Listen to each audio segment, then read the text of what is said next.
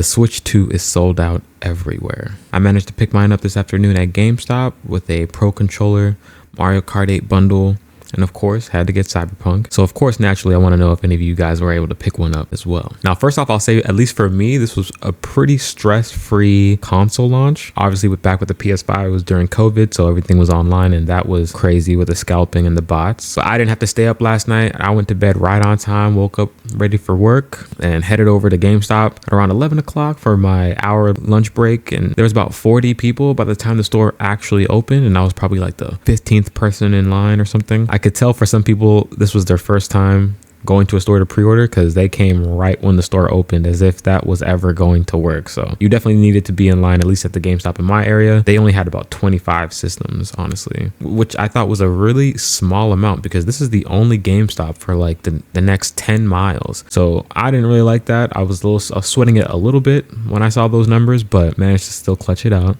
So we will be streaming Cyberpunk the day it comes out. I will be showing off mouse mode. I'm going to be going down the settings. I'm going to be checking out the different performance and quality modes to see which one I like the best and which one I'm going to play this new run on. But I've also been seeing a lot of the boycott Nintendo bros, right?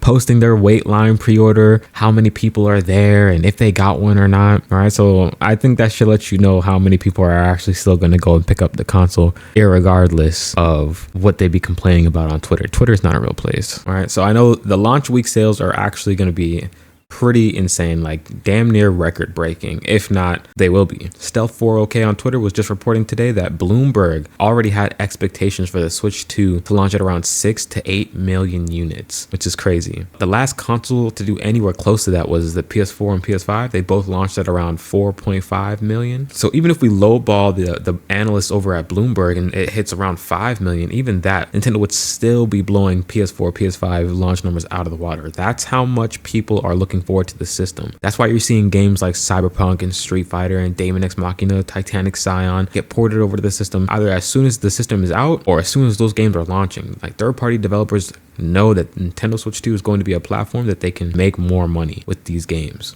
The console's more than capable. It's not too hard to develop for, and then Nintendo has a lot of tools to help speed up development. This console is going to do some crazy numbers. So all the I'm not buying Nintendo, I'm boycotting Nintendo bros and whatever. Listen, half of y'all were bought the console anyways. But more importantly, this is not going to be another Wii U situation. It's not even going to be a 3DS one. This is going to be Nintendo's first time going back to back in home console generations, hybrid home console, whatever, to where they have two winners on their hands and they don't fail immediately after a massive success. So I really think I could see it selling 6 to 8 million units during that first launch month in June. Of course, it's only going to be contingent on the amount of stock that they actually have. But even outside of the hype for Switch 2, I think Nintendo genuinely has made sure quite a larger stock of systems this console generation, or at least this launch of a system. A lot of my mutuals online are confirming that they did pick theirs up either last night or ran out to GameStop to pick one up this afternoon and were able to secure one. Now, there were some people that didn't, but I don't think it was as terrible as a lot of people were thinking it was going to be. And again, a lot of people picking up this console day one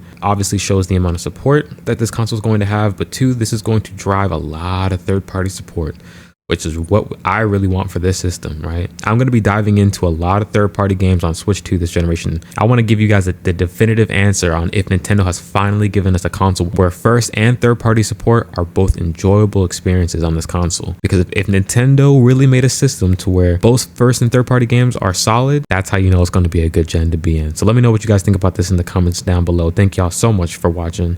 Let me know if you picked up a Switch 2 and hit the like button. I'll catch y'all in the next video. Peace out.